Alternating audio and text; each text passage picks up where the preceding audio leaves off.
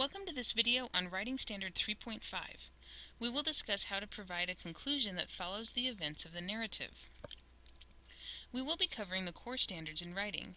Write narratives to develop real or imagined experiences or events using effective techniques, well-chosen details, and well-structured event sequences. Provide a conclusion that follows from and reflects on what is experienced, observed, or resolved over the course of the narrative. We will be covering the following: how to write a conclusion appropriate to the events of the story. You have been writing for quite some time now. You are able to put a sentence together and get your point across and are able to communicate via the written word. The skills you learn in this session should help you improve your writing skills. A conclusion is the last main part of the narrative. It usually sums up points and is a statement of opinion. It is a culmination of the decisions reached. A conclusion can be the most difficult part to write, but a writer should remember that the conclusion is often what the reader remembers best. The conclusion of your writing is what wraps it all up for the reader. You should stop writing when you're done, but the conclusion should tie up all loose ends. A good conclusion will not leave the reader hanging. There are several different types of conclusions. Whatever type you choose, make sure you write at least 3 sentences. Write your conclusion with a question that involves the reader. You can leave the question to be answered by the reader based on what you wrote, or you can answer it for them. The question needs to relate to the main idea. For example, it was the worst experience of her life. Angie decided it was the last time she would eat at that restaurant. Who could blame her? Forcefully state your opinion in this type of conclusion. For example, criminals, no matter their age, need to be dealt with according to the crime. The current legal system is too lenient on juvenile offenders. This system needs to be rewritten to keep dangerous juvenile offenders off of the streets. Summary. Close with the summary of your main ideas, but don't repeat them word for word. Say it in a different way. If you write something like, "I just wrote about," or "as you just read," it may insult the reader. He or she is smart enough to know what they just read. For example, as you can see, it is important to know how to read with the intention of learning. There may not always be someone there to explain it for you. You need to learn how to read on your own and draw your own conclusions.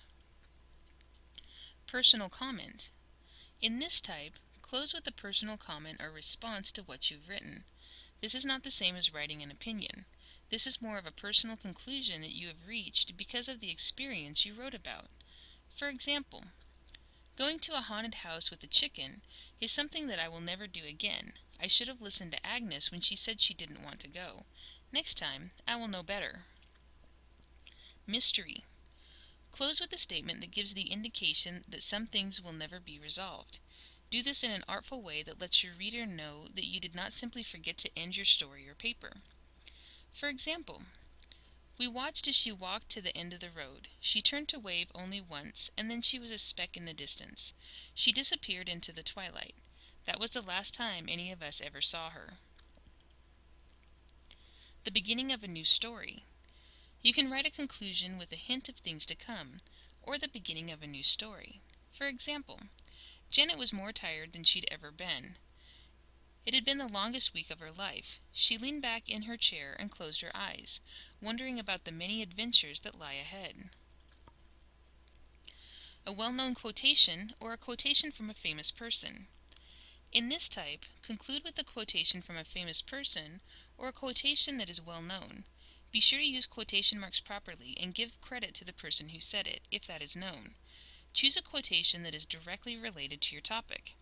For example, according to Senator Bob Dole, in order to be a good citizen, all Americans must be able to speak English. In theory, this seems like a good idea.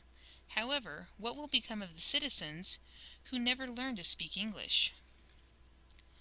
A quotation from someone who is not famous. You can use a quotation from someone who is not famous, such as a character from a story, or someone you know personally.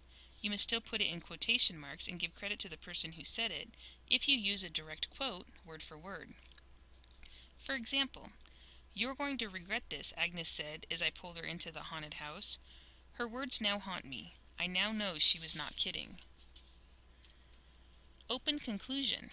In this type of conclusion, close with an ending statement that allows the reader to draw their own conclusion. Give the reader enough information in the body of the paper so they can draw a conclusion from it. For example, some statistics say that cats are more popular than dogs in American households. On the other hand, according to other statistics, there are more dog owners per capita. Therefore, whether dogs or cats are more popular in the United States is still debatable. Examples of a bad conclusion. Don't leave the reader hanging or give them unanswered questions. Don't tell the reader what you have just written about. Don't just repeat the lead or thesis statement. And don't ever end with, "It was all just a dream." A good conclusion is very important in writing a narrative. It wraps everything up and leaves the reader satisfied. This is an example conclusion. The conclusion briefly reminds the reader of the thesis statement and then takes it a step further by asking questions. How can the reader make a difference in their children? How many hours of television does the reader allow their children to watch? These questions leave the reader thinking about the essay long after the essay is read.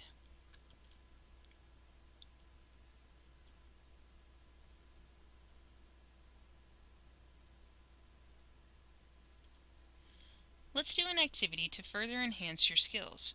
Write your own conclusion to this story using what you've learned here. Make sure you wrap everything up and your conclusion is at least 3 sentences long.